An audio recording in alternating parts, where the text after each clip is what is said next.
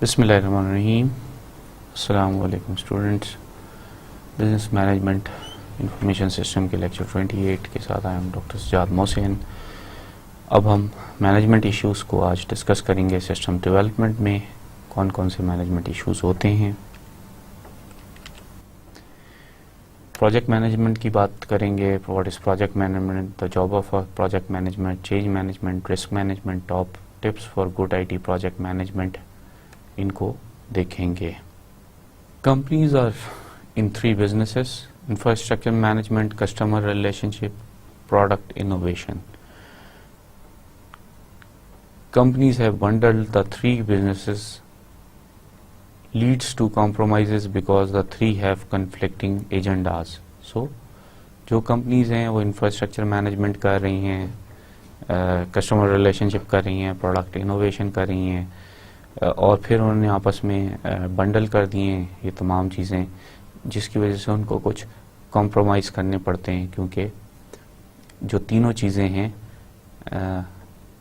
Businesses की, infrastructure management, customer relationship और product innovation, उनके एजेंडाज जो है वो कन्फ्लिक्टिंग हैं। So information system department can be viewed as being in the same 3 businesses. Operations are infrastructure management, the help desk is the customer relationship business, और system development is product innovation. So ये तीनों चीज़ें information system की भी, department की भी उनके साथ मैच कर रही हैं। इंफ्रास्ट्रक्चर मैनेजमेंट जो है उसमें क्या गोल होता है, रिड्यूस करें कॉस्ट का, हर बार दफ़ा यही हो रहा होता है। Providing infrastructure involves high fixed cost. अगर हम किसी चीज़ का इंफ्रास्ट्रक्चर बनाना चाहते हैं तो उसकी बड़ी हाई कॉस्ट है और फिक्स्ड भी है। सो अब हमें क्या करना पड़ता है कि हम डायरेक्टली एक बड़ा इंफ्रास्ट्रक्चर ख़रीदने के बजाय हम ये कहते हैं कि स्केलेबल इंफ्रास्ट्रक्चर बना लें। ऐसा इंफ्रास्ट्रक्चर बना लेंगे हम इनिशियली जो बेयर मिनिमम है उससे स्टार्ट करें, और इवेंचुअली हम इसको लेके जाते रहें आगे से आगे, आगे से आगे, आगे से आगे। सो बिल्ड स्केल, कि आपने पहले 1 इंच लिया, फिर 2 इंच लिया, फिर 4 इंच लिया। सो ऐसे स्केल को लेके चलने की ज़रूरत है। ये गोल हो जाता है और इसी से हम कॉस्ट को रिड्यूस कर सकते हैं। मैनेजमेंट फोकस का क्या होता है, वो होता है एफिशिएंसी, स्टैंडर्ड्स के ऊपर। As we are seeing with operations and network management, तो हम उसको आउटसोर्स भी करते हैं। अब अगर हमें स्टैंडर्ड्स को फॉलो करना है, हमें एफिशिएंसी दिखानी है, तो अब हम ये पहले भी डिस्कस करते हुए आए हैं कि हम फिर आउटसोर्सिंग कर देंगे, क्योंकि ऑपरेशंस और नेटवर्क मैनेजमेंट जो है वो आप नेटवर्क कैपेबिलिटीज़, इंटरनेट कैपेबिलिटीज़ को आप आउटसोर्स कर देंगे। किसी कंपनी ने अपना वेबसाइट लिया हुआ है, आप उसको कर लेंगे तो आपके लिए आसानी हो जाएगी। उसने स्टैंडर्ड्स भी फॉलो किए होंगे और ऑब्वियसली उसकी एफिशिएंसी भी बेहतर होगी। कस्टमर रिलेशनशिप के लिए हम क्या कहते हैं, गोल तो यह है कि प्रोवाइड सर्विसेज प्रोवाइड करें, लेकिन अब हमारे उसमें क्या होगा, PC support and help desk often outsource, specially in Europe and Asia multilingual needs हैं। अब जो अगर हमको कस्टमर सपोर्ट देनी है, पर्सनल कस्टमर सपोर्ट देनी है, या हेल्प डेस्क जो है, वो आजकल जितने भी कॉल सेंटर्स हैं वो आउटसोर्स किए हुए हैं उन्होंने, क्योंकि यूरोप और एशिया के लिए आपको एक ज़बान में नहीं कई ज़बानों में चाहिए होता है। सो ये सारे ऑफशोर हुए हैं ड्रामेटिकली, ताकि एक बंदा जो अमेरिका में या यूरोप में बैठा हुआ है वो अगर अपनी भेज रहा है, हेल्प मांग रहा है, तो वो उसको हेल्प शायद इंडिया और इवन आजकल बांग्लादेश में बहुत ज़्यादा प्रोवाइड हो रही है। कुछ पाकिस्तानी कंपनीज भी कॉल सेंटर्स में इन्वेट कर रही हैं और काम कर रही हैं। सो कॉल सेंटर्स का काम चले जा रहा है और हमने कस्टमर रिलेशनशिप जो है वो तकरीबन ऑलमोस्ट बड़ी बड़ी कंपनीज ने आउटसोर्स कर दी है। प्रोडक्ट इनोवेशन में हमारी गोल स्पीड है, हमें चाहिए कि हम एजाइल हों, फास्ट क्विकली काम कर सकें। सो प्रोवाइड निम्बलनेस। की टू सक्सेस जो है वो टैलेंट पे बेस करता है। In IT developers are king, so they are given the coolest tools. So IT में जो है वो डेवलपर्स को हमने किंग बना के रखा हुआ है और उनको सबसे ज़्यादा अच्छे टूल्स दे देते हैं, क्योंकि किसी भी ऑर्गेनाइजेशन के लिए की टू सक्सेस जो है वो उसका टैलेंट है। There are number of management issues surrounding system development. अब अगर हम सिस्टम डेवलपमेंट की तरफ आते हैं तो बहुत सारे मैनेजमेंट इश्यूज हैं जो कि सराउंड कर रहे हैं किसी भी सिस्टम की डेवलपमेंट को। सबसे पहला तो है स्टाफिंग स्टाफिंग स्टाफिंग। सो स्टाफ मिलना सिस्टम डेवलपर के लिए, फिर उनका टैलेंटेड होना, फिर उनको रिटेन करना, उनको खुश रखना, ये बड़ा मुश्किल एस्पेक्ट है मैनेजमेंट का। ऑब्वियसली ये चीज़ें आप मुझसे बेहतर जानते हैं। सो यू नो कि how difficult this staffing staffing staffing is. और दूसरा जो चीज़ है वो स्पीड और उसकी निम्बलनेस, कि कितनी क्विकली हम कितनी स्पीड गेन कर लेते हैं, ये इम्पॉर्टेंट है। कितनी एजिलिटी से, कितनी होशियारी से, कितनी तेज़ी से हम इस काम को कर लेते हैं, ये एक अलग इम्पॉर्टेंस है। सो प्रोजेक्ट मैनेजमेंट में today much organisational work is perform via projects. आजकल बहुत सारा ऑर्गेनाइजेशंस का जो काम है वो थ्रू प्रोजेक्ट्स किया जा रहा है। In IS as well other functions being able to manage a project to completion and deliver the expected outcome within the allotted time and budget has become an increasingly valuable skill. So information system में भी जो उसके और बहुत सारे aspect जो हम अब तक डिस्कस करते आए हैं, सिक्योरिटी है, क्विकनेस है, सब कुछ है।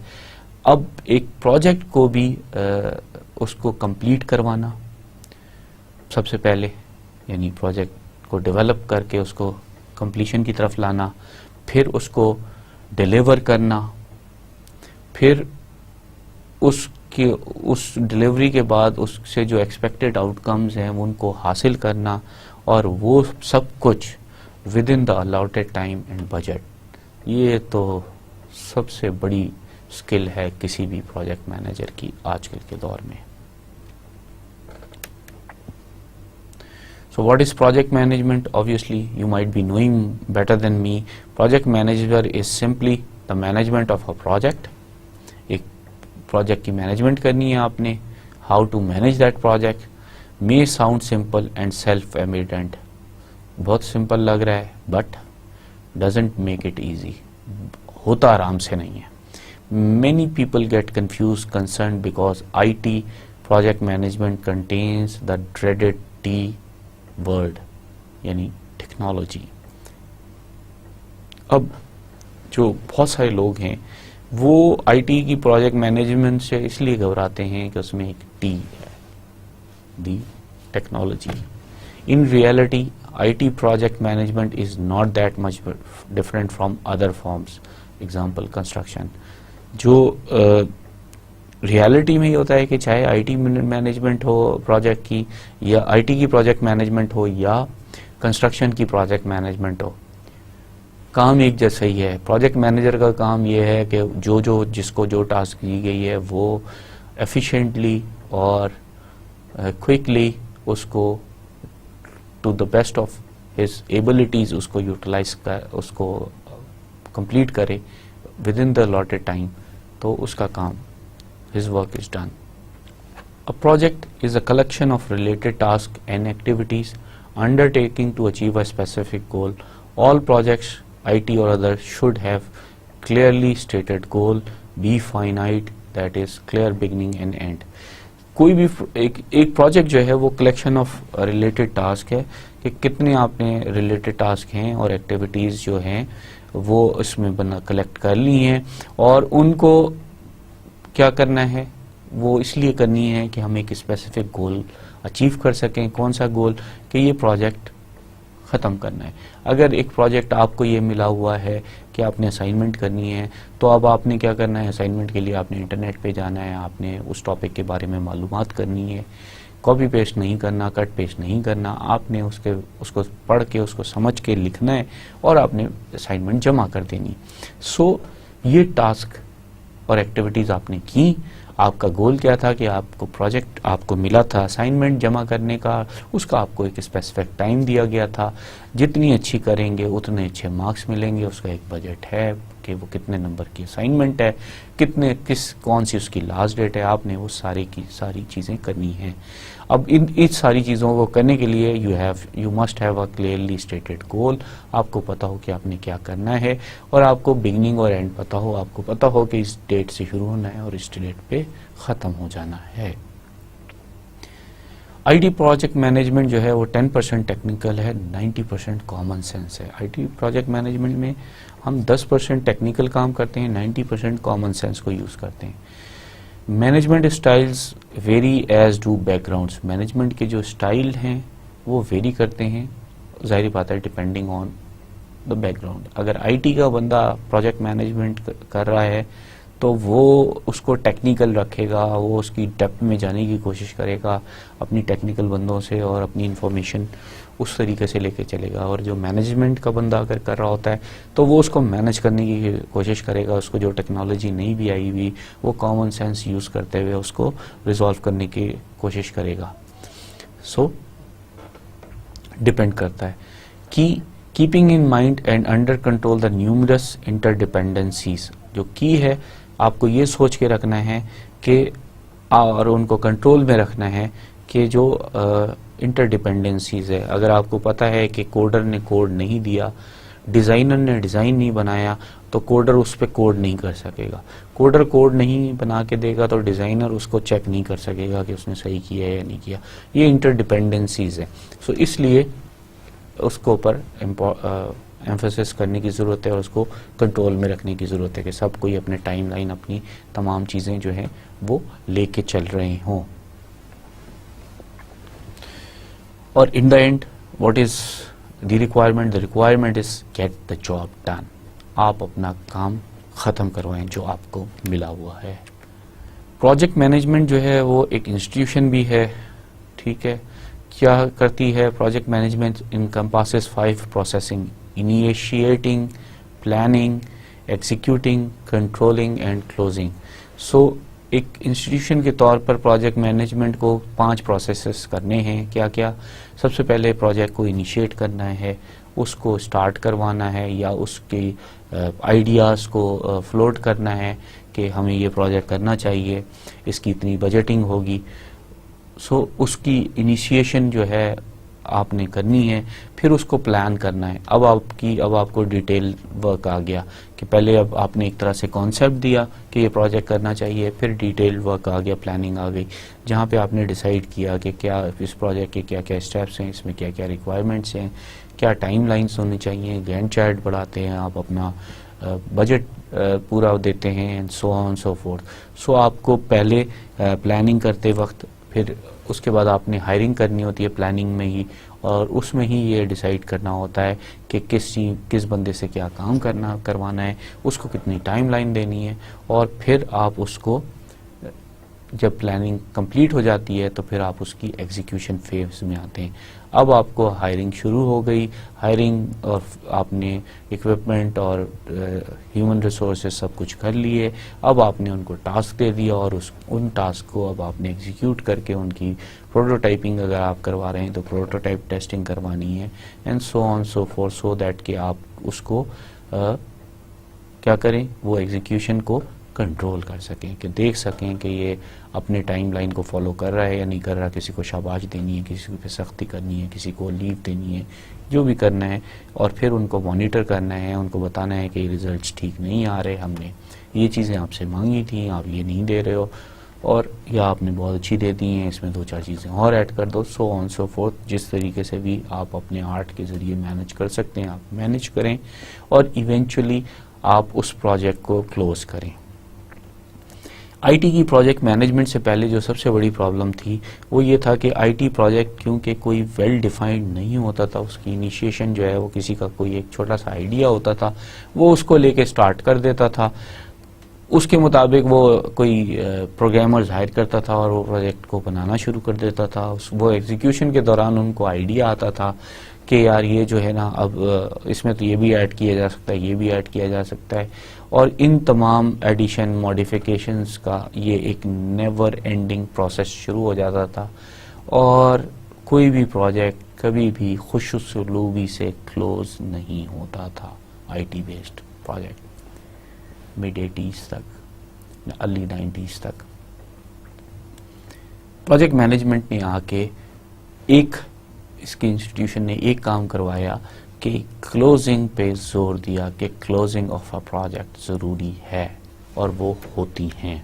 सो in order to become a certified project management personal, a person must pass test covering 9 knowledge areas। उस पर्सन को 9 नॉलेज एरियाज के जो है टेस्ट पास करने होते थे। इंटीग्रेशन कैसे करनी होती है सिस्टम्स की, स्कोप क्या है, टाइम लाइन क्या है, कॉस्ट क्या है, क्वालिटी क्या है, ह्यूमन रिसोर्स क्या है, कम्युनिकेशन क्या है, रिस्क उसमें क्या है और प्रोक्योरमेंट क्या है। सो ये 9 नॉलेज एरियाज के टेस्ट अगर आप पास करते हैं तो आप प्रोजेक्ट मैनेजमेंट प्रोफेशनल बन सकते हैं या सर्टिफाइड पीएमपी कहला सकते हैं। ये 9 एरिया जो कवर कर रहे हैं, अगर आप इनको देखें गौर से तो आपको समझ में आएगा कि ये आपके कवर कर रहे हैं सारे एस्पेक्ट जो किसी भी प्रोजेक्ट से रिलेटेड हो सकते हैं। इसमें ह्यूमन रिसोर्सेज भी हैं कि आपने ह्यूमन रिसोर्सेज को कैसे डील करना है, क्वालिटी भी है, कॉस्ट भी है, टाइम भी है, स्कोप ऑफ द प्रोजेक्ट को आपको समझ में आना चाहिए। जब स्कोप समझ में आएगा तो आप तभी उसकी रिस्क को आइडेंटिफाई कर सकते हैं, तभी आप उसके प्रोक्योरमेंट को देख सकते हैं कि क्या चीज़ें हमें प्रोक्योर करनी है।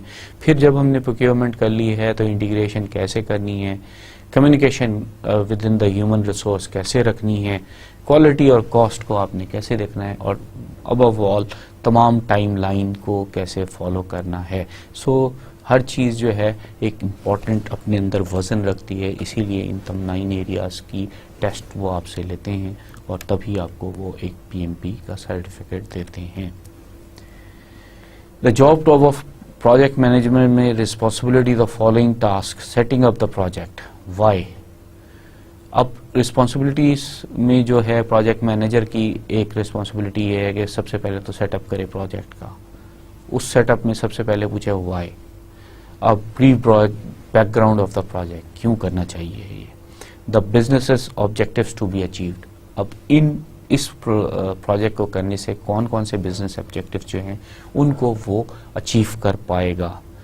व्हाट की आउटपुट्स टू बी प्रोड्यूस्ड, फिर व्हाट में ये बताया कि इस प्रोजेक्ट को करने के बाद इससे क्या क्या क्या काम की चीज़, क्या ऐसी अनहोनी सी चीज़, क्या ऐसी इम्पॉर्टेंट चीज़ जो पहले नहीं हो रही थी वो प्रोड्यूस करेगा और फिर उसके प्रोड्यूस होने से क्या फ़ायदे हो जाएंगे, बिजनेसेस को क्या फ़ायदे पहुंच जाएंगे, ये उसको बताना ज़रूरी है।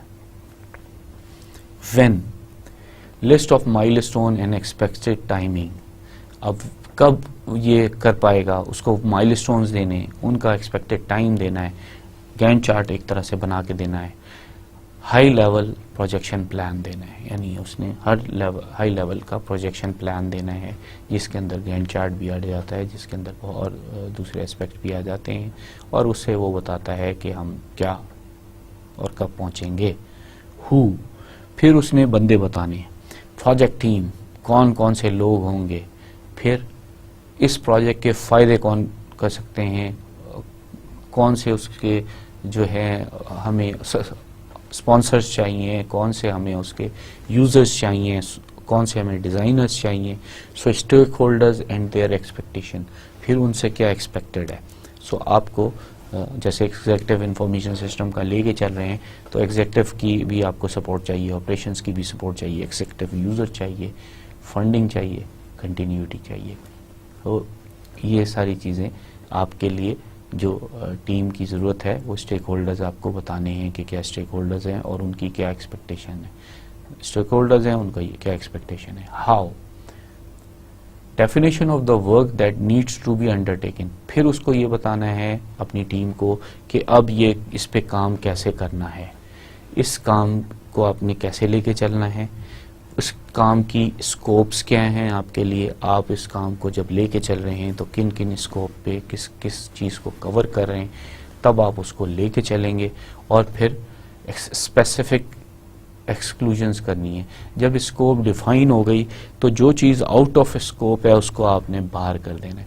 अगर आप आउट ऑफ स्कोप चीज़ को एक्सक्लूड नहीं करवाएंगे तो बिलीव यू मी, मैं अपने एक्सपीरियंस से बता रहा हूँ, प्रोजेक्ट नेवर एंडिंग प्रोसेस में चले जाते हैं। सो स्कोप की डिफाइनिंग बहुत ज़रूरी है कि हम ये काम करेंगे, इस जगह पे पहुँच के हम प्रोजेक्ट को ख़त्म कर देंगे, क्लोज कर देंगे। और उसके लिए जो काम करने के लिए ज़रूरत है उसकी वर्क की जितनी भी चीज़ें करनी है वो उनकी डेफिनेशन जो है वो देने पड़ेंगी। ये हाउ डिफाइन करेगा। Responsible for the following task, एक प्रोजेक्ट मैनेजर जो है वो रिस्पॉन्सिबल होता है फॉलोइंग टास्क के लिए। मैनेजिंग द स्केड्यूल, अब ये देखें, ये पहले दूसरी टास्क उसको बता दी गई है कि उसने मैनेजिंग द स्केड्यूल करना है। स्केड्यूल प्रोजेक्ट प्लान जो है वो heart of project and main communication tool है। जो स्केड्यूल है वो आपका मेन कम्युनिकेशन टूल है, क्योंकि उसी के बेस पे आप बता सकते हो कि भाई ये तुम अपना काम टाइम पे नहीं कर रहे, ये तुम टाइम पे कर रहे हो, गुड, टाइम पे नहीं कर रहे, स्पीड अप करो वरना खैर नहीं है, and so on so fourth. ये आपका एक जो है जादू की छड़ी है, हार्ट ऑफ द प्रोजेक्ट है। हाई लेवल फर्स्ट, या हम इसको कहते हैं जादू की छड़ी को क्या कहते थे हम, वैंड कह रहे थे, तो ये वैंड है। High level first then break down as you proceed. So सबसे पहले आपने हाई लेवल के स्केड्यूल को बनाना है और फिर उसके बाद उसके ब्रेक डाउन करते जाएंगे जैसे जैसे आप प्रोजेक्ट में आगे जाते जाएंगे। उसमें फिर आपने बेस लाइन्स एंड ट्रैक्स रखने हैं, आपने अपनी बेस लाइन बनानी है और ट्रैकिंग करनी है कि कहाँ तक पहुँचा है, क्या हो रहा है।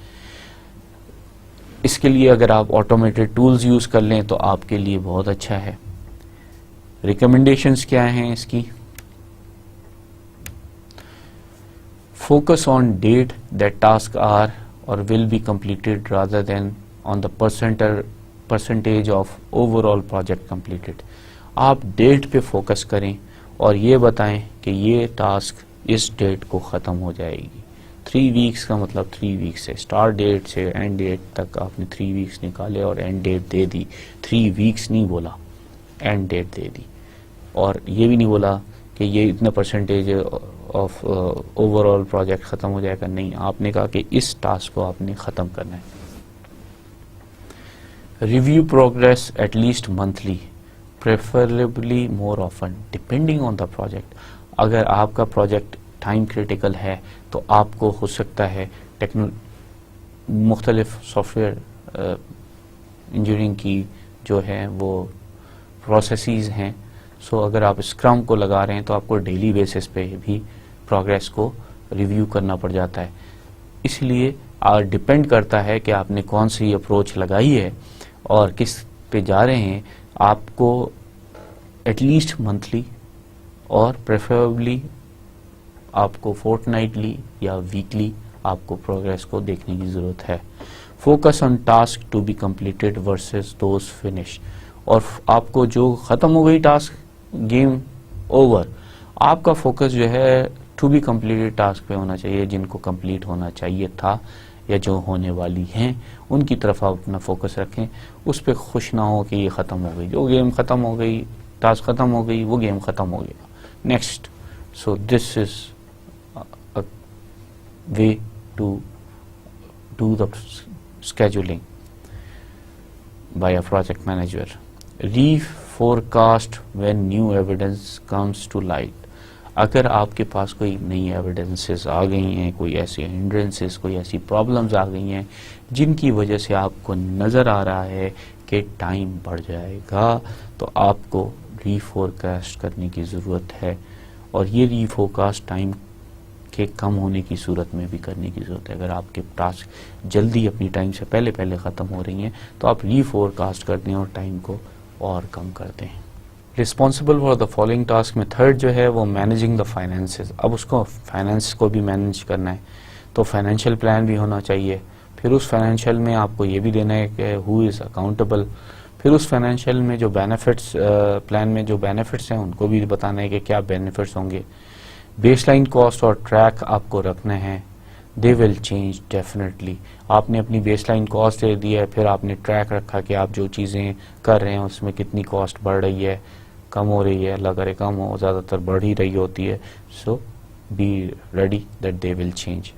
आपको ट्रैक रखना है, लेकिन need to know how much has been spent and how much money is left. आपके पॉकेट में कितना रह गया है ये इसका पता होना बहुत ज़रूरी होता है। कितना स्पेंड हो गया, कितनी ओवर स्पेंडिंग हो गई है, कितनी अंडर स्पेंडिंग हुई है, ये सारी इंफॉर्मेशन आपको अपने पास रखने की ज़रूरत है।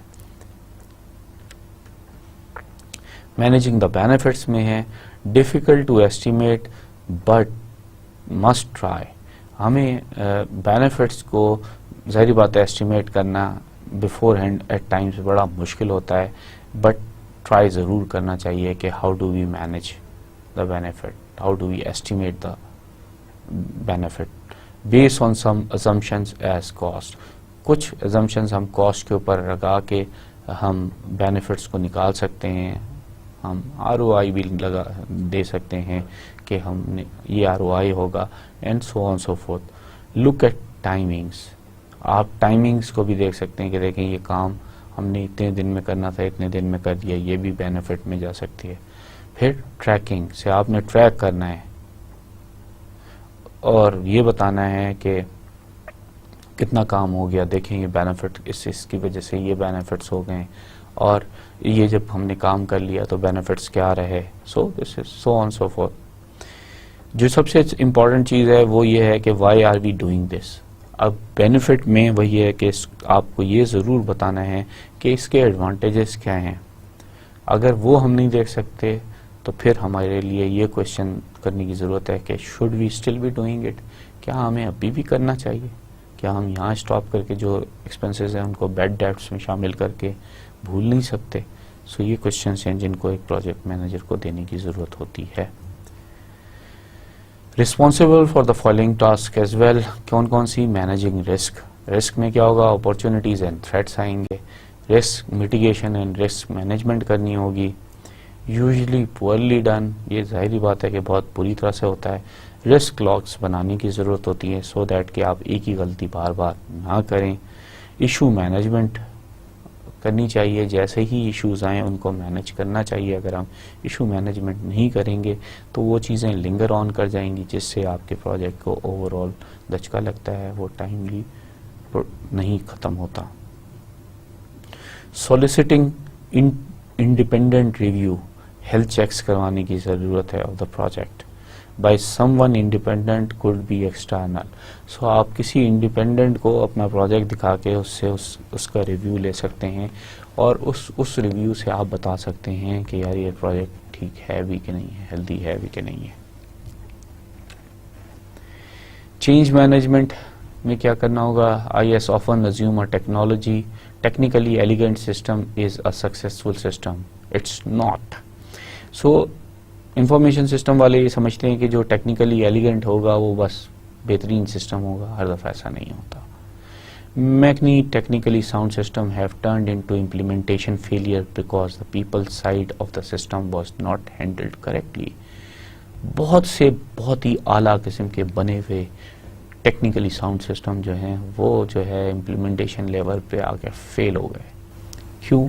क्योंकि उस ह्यूमन साइड को नहीं सोचा गया था जिस ह्यूमन साइड ने उस सिस्टम को इवेंचुअली यूज़ करना है, जिसके फ़ायदे जिसके बेनिफिट के लिए आपने बनाया है। जब वो उसको यूज़ सही नहीं कर पाएगा तो वो आपका फेलियर की तरफ चला जाएगा। अब उसको यूज़ करने के लिए आपको उनको इन्वॉल्व करना, हैंडल करना और करेक्टली हैंडल करना ज़रूरी है। System is only a success if it meets the user requirements and they are happy with it and with using it. System कोई भी उसी वक्त कामयाब होता है जब वो यूज़र रिक्वायरमेंट पे पूरा उतरता है, वो उस सिस्टम से खुश होते हैं। और किसी भी सिस्टम से खुशी को गेज करने के लिए ये ज़रूरी है कि ये देखा जाए कि वो सिस्टम कितना यूज़ हो रहा है।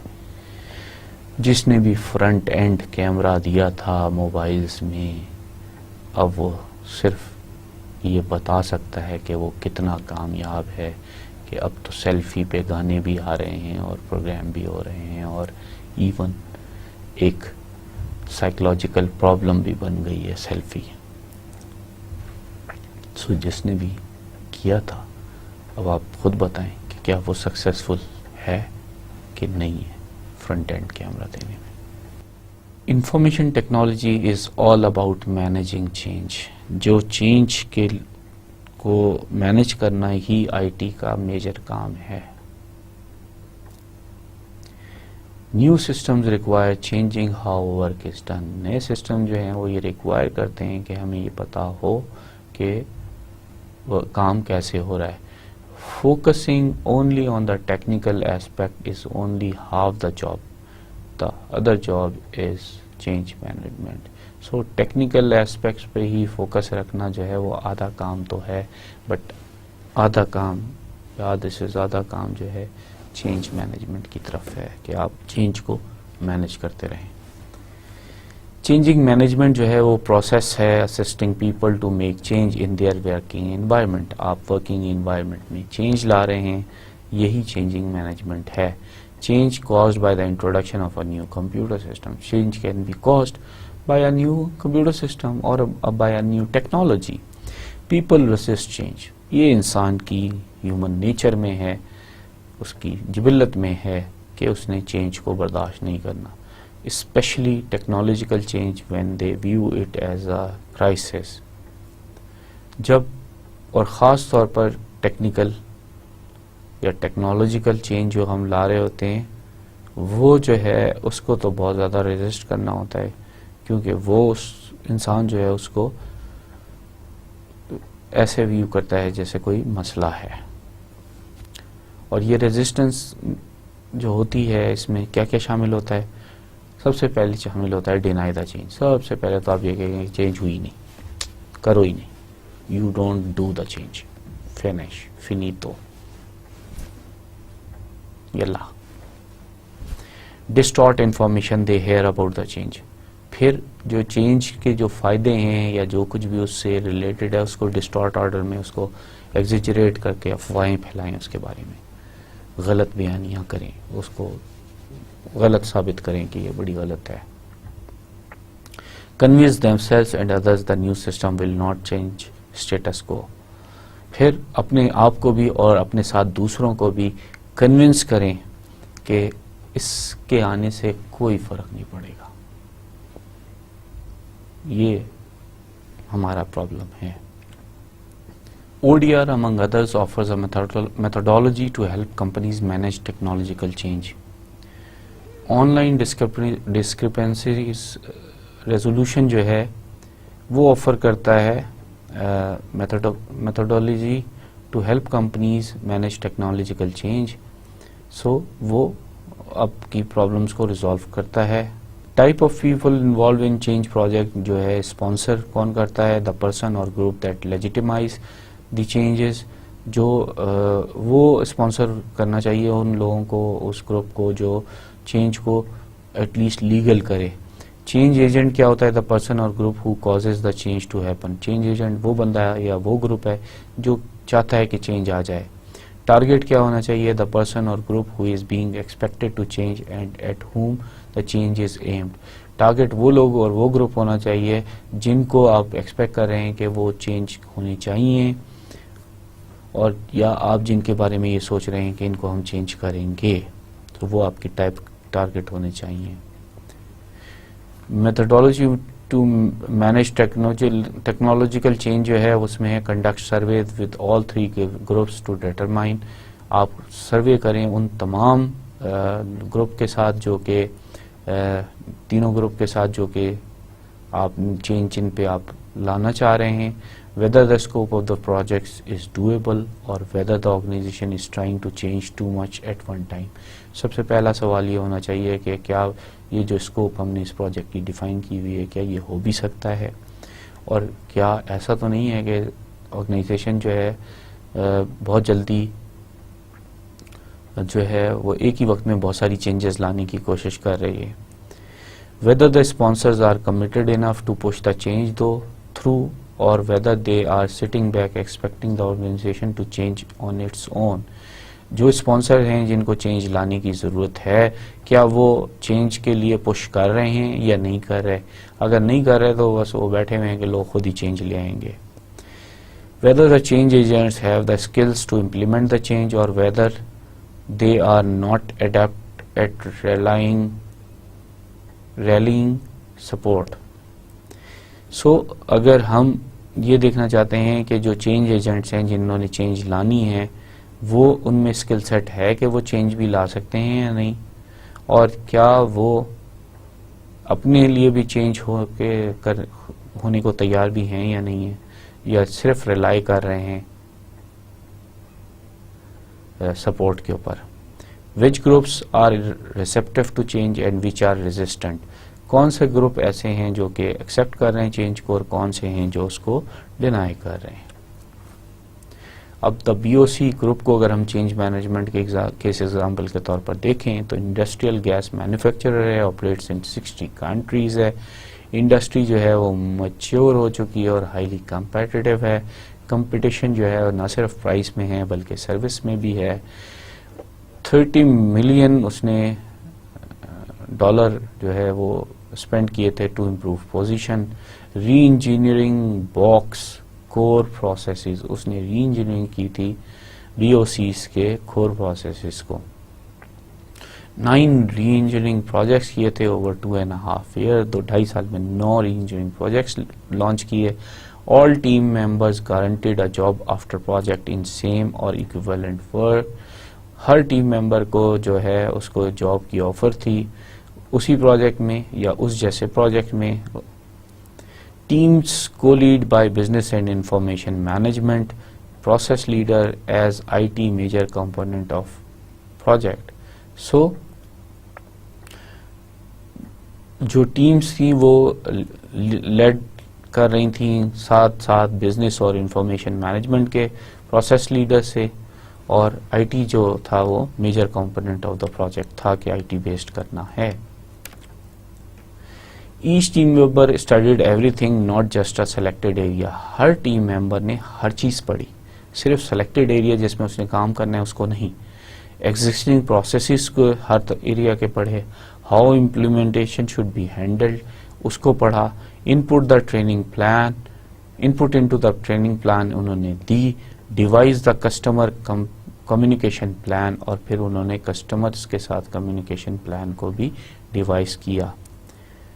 गार्नरिंग ट्रू एग्जेक्टिव स्पॉन्सरशिप, और इस चीज के ऊपर उन्होंने होल्ड किया कि वो ये कह रहे थे कि हम ट्रू एग्जेक्टिव जो है स्पॉन्सरशिप अवेलेबल करेंगे इस प्रोजेक्ट के लिए, यानी रियल एग्जेक्टिव स्पॉन्सरशिप होगी.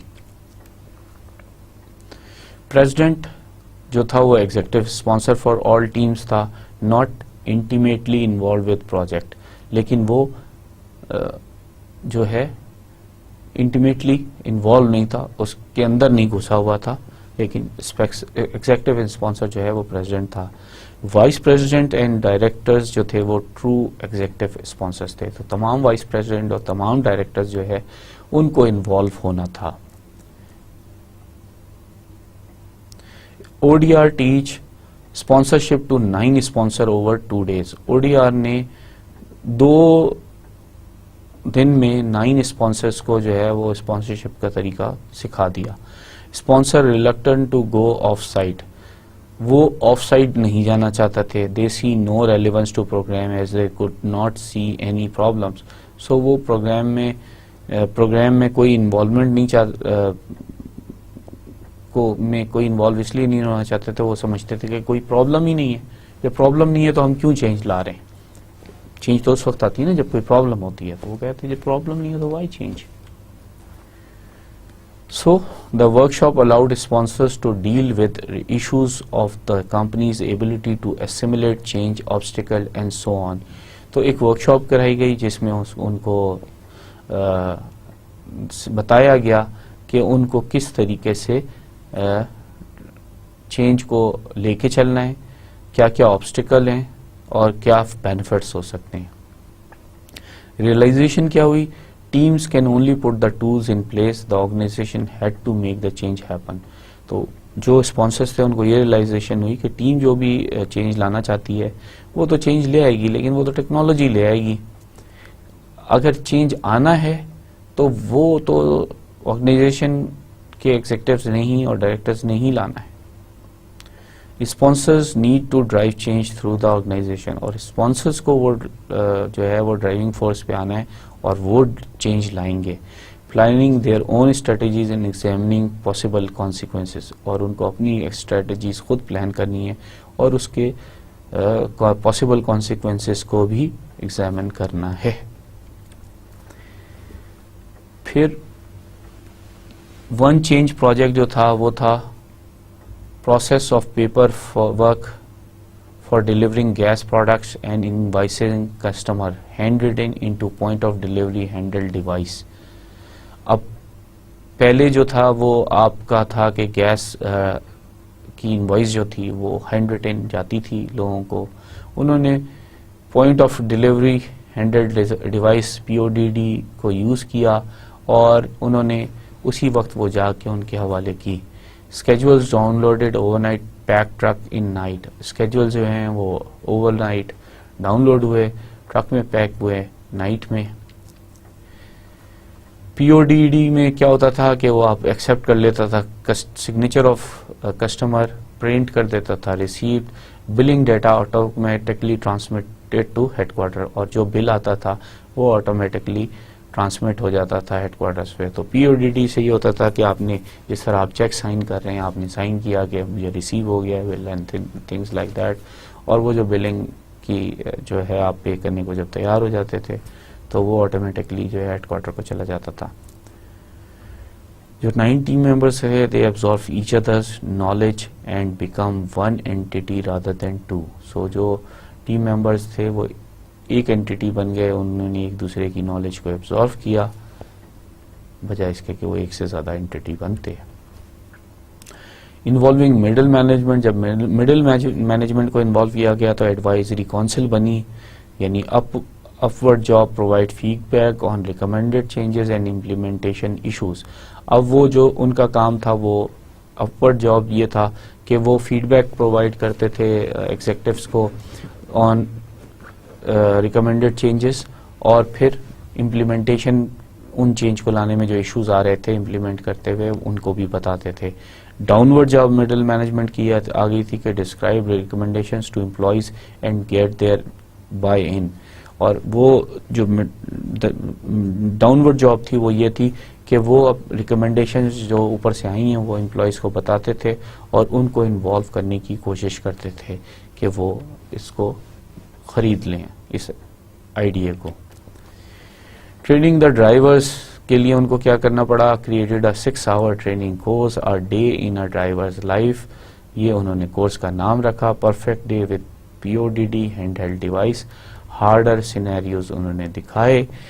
जब सक्सेस हो गई PODD team assess its people aspect at the outset and mitigated the identified risk by. Success उस तरीके से हुई कि PODD टीम ने असेस किया अपने लोगों के एस्पेक्ट्स को उनके नज़रिए से, उनकी हवाले से, और फिर बीच में मिटिगेशन की और आइडेंटिफाई किए risk. Holding the sponsorship event के उन्होंने स्पॉन्सरशिप इवेंट को होल्ड किया, लोगों को इन्वॉल्व किया। Involving middle management via the advisory council, उन्होंने एडवाइज किया एडवाइजरी काउंसिल के जरिए मिडिल मैनेजमेंट को इन्वॉल्व किया। Thoroughly informing and training the truck drivers, और ट्रक ड्राइवर्स की थॉरो ट्रेनिंग हुई और इन्फॉर्मेशन उनको दी गई। तो इस वजह से ये जो PODD था वो सक्सेस हुआ और वो आराम से ऑटोमेटेड बिलिंग कर सके। रिस्क मैनेजमेंट में not all IT based projects succeed, many fail, especially the really large ones, ERP, CRM। जितने भी IT के बेस्ड प्रोजेक्ट होते हैं वो हर कोई कामयाब नहीं होता। जो ERP और CRM की एग्जांपल के बाद हम समझ सकते हैं कि जो बड़े वाले IT बेस्ड थे कि वो तमाम एंटरप्राइज रिसोर्सेज कर देंगे या कस्टमर रिलेशनशिप कर लेंगे, मैनेजमेंट कर लेंगे, ये सब कुछ नहीं हो सका। 30 to 70% फेल, जो फेलियर रेशो है वो 30 से लेकर 70% तक है।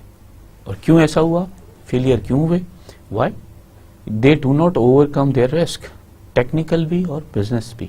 रिस्क तो हर चीज में है, तो उनको टेक्निकल रिस्क कौन कौन से हैं? Sub performance, scope, creep making it too complex. जो सब परफॉर्मेंस होती हैं वो एक टेक्निकल रिस्क होता है, और स्कोप बढ़ती जाती है, और जब वो बढ़ती जाती है तो वो कॉम्प्लेक्स होती रहती है। जैसे मैंने कहा ना कि स्कोप को फाइनलाइज कराना कि आपने कितना काम करना है, उसका बड़ा इंपॉर्टेंट है। Can't always be predicted but they can be contained. So technical risk जो हैं वो हर वक्त तो प्रेडिक्ट नहीं हो सकते, लेकिन उनको आप एटलीस्ट कंटेन कर सकते हैं, उनको संभाल सकते हैं अगर आपने तरीके से उसके बारे में सोच लिया। बिजनेस रिस्क कौन से हैं? Business does not change properly to use the new systems. अगर बिजनेसेस चेंज ही नहीं किया उन्होंने अपने आप को नए सिस्टम्स के लिए, तो ऑब्वियसली ये बिजनेस रिस्क होगा। और are not as easily righted, और वो जो हैं इतने आराम से ठीक भी नहीं होते। Need to assess the risk, हमें सबसे पहले असेसमेंट करनी चाहिए रिस्क की, फिर मिटिगेट द रिस्क, हमें इसकी मिटिगेशन करनी चाहिए, काउंसलिंग करनी चाहिए, बैठ के डिस्कस करना चाहिए, adjust the project management approach, और फिर उसके बेस पे अपने प्रोजेक्ट मैनेजमेंट की अप्रोच को एडजस्ट करने की ज़रूरत होती है, तभी हम बिजनेस रिस्क को अवॉइड कर सकते हैं। अब असेस द रिस्क क्या है? 3 प्रीडोमिनेंट रिस्क फैक्टर्स हैं। Leadership of the business change, leadership कैसी है बिजनेस चेंज की, employees perspectivity of the change, employees किस तरह से देख रहे हैं चेंज को, scope and urgency of the change, decision tree. अगर हमने स्कोप और अर्जेंसी ऑफ द चेंज को नहीं डिफाइन किया तो फिर भी हम प्रॉब्लम में आएंगे, जैसे डिसीजन ट्री हम फिगर में देखेंगे। प्रोजेक्ट लीडर जो है, एग्जीक्यूटिव जो है, रिस्पॉन्सिबल फॉर द चेंज है, must be a business executive, उसको बिजनेस एग्जीक्यूटिव होना चाहिए। It is the business not the IT that is required to change. IT को चेंज नहीं होना, बिजनेस को चेंज होना, इसलिए बिजनेस एग्जीक्यूटिव का होना जरूरी है। प्रोजेक्ट में रिस्क मैनेजमेंट में कंट्रीब्यूट्स टू सक्सेस या फेलियर जो है वो 6 क्वेश्चंस होते हैं। Are they committed to business cases, वो बिजनेस केस के लिए कमिट हैं जो एग्जीक्यूटिव हैं। Do they understand the extent of change in the work behaviour required for the project to succeed, क्या वो ये अंडरस्टैंड कर रहे हैं कि वर्क बिहेवियर में कितनी चेंजेस आनी हैं प्रोजेक्ट के चेंज को सक्सीड करने के लिए। Are they formally motivated to pull off the change, क्या वो वाकई और क्या वो फॉर्मल तरीके से और क्या उनसे रिटन एक तरह से ये मोटिवेशन उनसे ली गई है कि वो ये चेंज को बर्दाश्त कर लेंगे। Are they at the appropriate organisation level with the formal power, क्या वो उनसे अप्रूवल के उस लेने के लिए जो पावर चाहिए होती है उस लेवल पे वो मौजूद हैं भी कि नहीं है। Do they have experience with the project of similar scope, urgency and people impact, क्या उनके पास ये एक्सपीरियंस है कि वो इसी तरह के प्रोजेक्ट को ले सके हैं और उन्होंने हैंडल की हो अर्जेंसी, स्कोप और पीपल के इम्पैक्ट को। Do they have informal power such as credibility and respect, क्या उनके पास इनफॉर्मल पावर ये वाली भी है कि वो क्रेडिबल हैं और उनको वो रिस्पेक्टेड भी हैं in the community. So leadership की अगर हम फिगर को देखें तो लीडरशिप फोर फ्रंट पे होती है, एम्प्लॉयज पर्सपेक्टिव को लेने की ज़रूरत है मैनेजमेंट के डिसीजन के लिए। फिर प्रोजेक्ट स्कोप एंड अर्जेंसी आ जाता है थर्ड लेवल पे। लाइकलीहुड ऑफ बिजनेस चेंज जो है वो लो टू हाई होता है, और रिकमेंडेड प्रोजेक्ट मेथड जो है वो big bang, improvisation, guided evolution, top down coordination, champion deal making, champion improvision, champion guided evolution, mitigate or kill the project. तो आपने या मिटिगेट करना है, और अगर मिटिगेट नहीं करते तो किल कर दें उस प्रोजेक्ट को इवेंचुअली। फिर मिटिगेट द रिस्क के लिए प्रोजेक्ट मैनेजमेंट स्टाइल्स और अथॉरिटेटिव वर्सेस पार्टिसिपेटिव हम कर सकते हैं, पार्टिसिपेटिव भी कर सकते हैं, अथॉरिटेटिव भी कर सकते हैं। Project budget and time frame जो है रिजिड वर्सेस एडजस्टेबल कर सकते हैं। बिग बैंग जो है वो only appropriate when all 3 factors are positive, तो बिग बैंग आप उस वक्त करेंगे जब आप सक्सीड कर जाएंगे और आप उस वक्त करेंगे।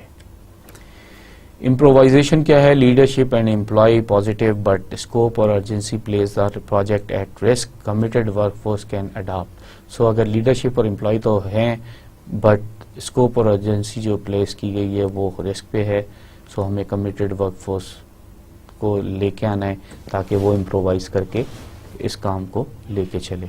सो हमें कमिटेड वर्कफोर्स चाहिए ताकि वो इम्प्रोवाइज करके अपने आप को अडाप्ट करके काम को आगे बढ़ाए। गाइडेड एवोल्यूशन में क्या है, used when the only employ perception is negative. जब एम्प्लॉय परसेप्शन नेगेटिव है तो हम गाइडेड एवोल्यूशन लाएंगे। Can be overcome by involving them, इसको हम उनको इन्वॉल्व करके इसको ओवरकम कर सकते हैं एम्प्लॉय की नेगेटिविटी को। टॉप डाउन कोऑर्डिनेशन में हम कहेंगे only works when the leadership factor supports the business change and when the leadership is respected, full time and highly experienced in leading business changes. So business में जो change ला रहे हैं, अगर वो लीडरशिप जो है हाईली रिस्पेक्टेड है, फुल टाइम है और एक्सपीरियंस है, तभी हम टॉप डाउन कोऑर्डिनेशन करेंगे। सो ये मैनेजमेंट स्टाइल है। अगर project budget and deadline fix पे चलेंगे तो अथॉरिटेटिव पे बिग बैंग लेंगे। पार्टिसिपेटेड में हमें गाइडेड एवोल्यूशन करनी पड़ेगी। अगर एडजस्टेबल है तो हम अथॉरिटेटिव में टॉप डाउन कोऑर्डिनेशन करेंगे और पार्टिसिपेटिव में हम इम्प्रोवाइजेशन करेंगे। डॉग कॉर्निंग को अगर हम देखें, successful ERP implementation from 95 to 99, each project phase had different business risk.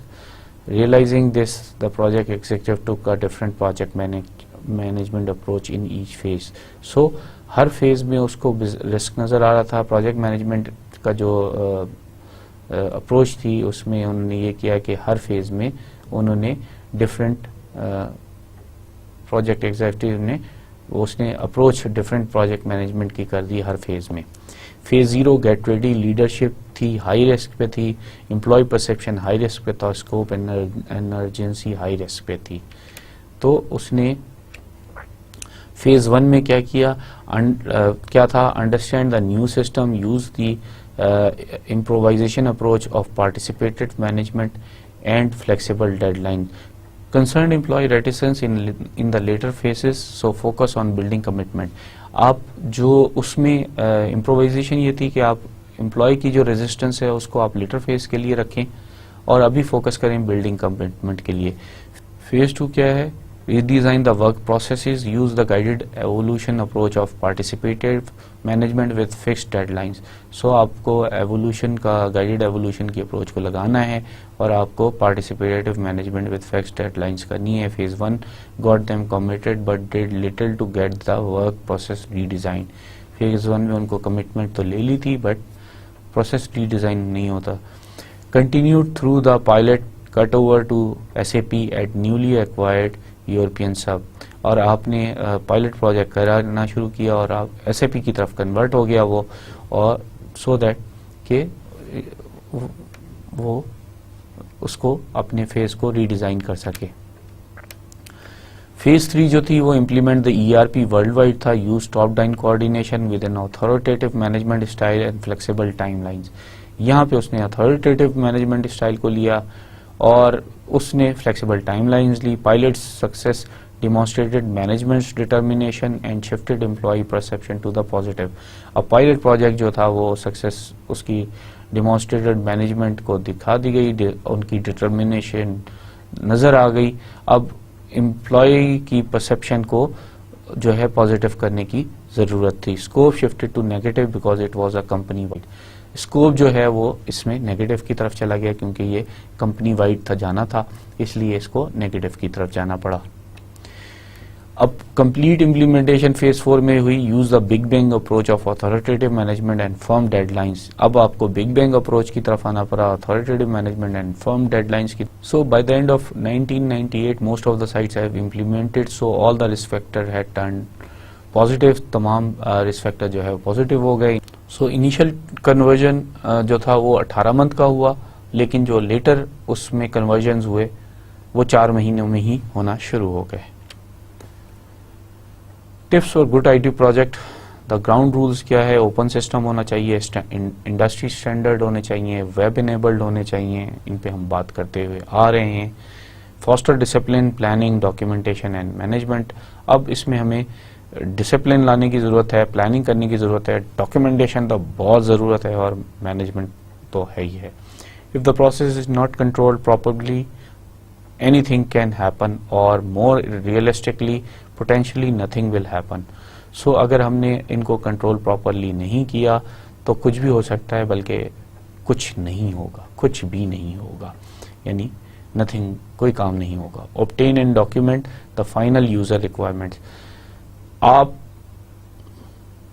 सबसे पहले फाइनल यूजर रिक्वायरमेंट को आपने ऑब्टेन करना है और उसको डॉक्यूमेंट कर रहे हैं. डोंट गेट टू टेक्निकल, उसमें टेक्निकल जाने की जरूरत नहीं है, लेकिन आपको फाइनल यूजर रिक्वायरमेंट लेने की जरूरत है. अगर ये नहीं लेंगे तो जो मैं पहले भी बात करता आ रहा हूँ, क्लोज कभी नहीं होगा project. Obtain tenders from all appropriate potential vendors. आपको तमाम पोटेंशियल वेंडर से लेना चाहिए ताकि आप सस्ता ले सकें और अच्छा ले सकें. Include suppliers in decision making, suppliers को भी डिसीजन मेकिंग में शामिल करें. कन्वर्ट एग्जिस्टिंग डाटा, आप एग्जिस्टिंग डाटा को कन्वर्ट करें. Task might appear quite simple but often causes the biggest headaches.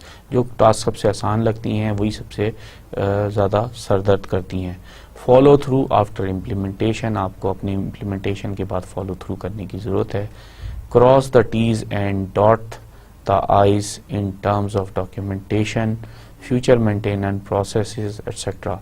आपने टीज को, टेक्नोलॉजी को जब आपने फॉलो थ्रू कर रहे हो, टेक्नोलॉजी के टीज को क्लॉज करना है, आई को करना है, डॉक्यूमेंटेशन इंफॉर्मेशन को आपने डॉट करना है, लिखना है, ताकि आपके फ्यूचर मेंटेनेंस प्रोसेसेस वगैरह हो सकें. रीज़न फॉर सक्सेस जो है वो प्रॉपर प्लानिंग है, अप्रोप्रिएट यूज़र इन्वॉल्वमेंट है, स्ट्रॉन्ग विजिबल मैनेजमेंट सपोर्ट है, project managers with power and time है, गुड चेंज मैनेजमेंट है, वर्किंग एज अ टीम है, proper project monitoring and control है, और प्रॉपर प्रोजेक्ट क्लोजर है. So today we have covered project management. What is project management, the job of a project management, change management, risk management, और tips for good IT project management आज हमने की. tips for good IT project management है. फिर हमने project management की, डाउ cornering की और BOC ग्रुप की, change management की examples को देखा. With this we come to an end of today's lecture. अपना बहुत ख्याल रखिएगा. अल्लाह हाफिज.